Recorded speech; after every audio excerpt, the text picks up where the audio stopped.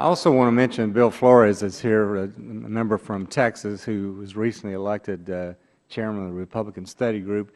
He's going to be a member of the Energy and Commerce Committee in the 114th Congress and a member of this subcommittee. And since, Bill, you sat there so patiently for all these hours, do you want to ask a few questions before we get out of here? Well, I think that I just heard the voting buzzer go off, so I will. First of all, thank you for recognizing me, and thank you for allowing me to have the time. I'll keep my comments short. One of you, more than one of you in the panel talked about the cumbersomeness of having federal policy trying to interfere with free markets. And I think that's something that we on this side of the room need to always remember, that any time that we try to violate the laws of economics, it's like violating the laws of physics. And you can think about gravity as an example. The more you violate the laws of gravity, the harder the impact at the end.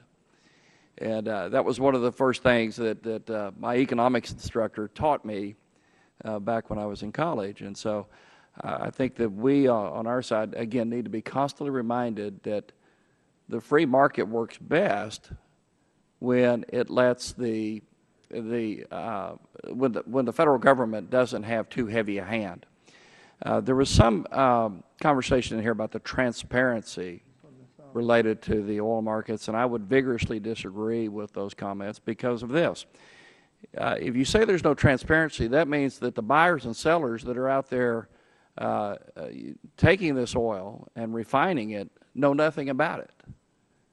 And that's not the case. That oil is being moved around, it's being it's being bought and sold and refined and put into finished product and being sold to an end user and being consumed. And so to say that there's no transparency in the market is just false, because buyers and sellers are out there, they're happy with the level of information that they have. If they weren't, then there would be no trading, there would be no commerce in those products. And so I would not like the panel to get too affixed to those comments, because they just are not true. And with that, I yield back, Mr. Chairman, and thank you. I hope everybody has happy holidays and Merry Christmas. Mr. Chairman.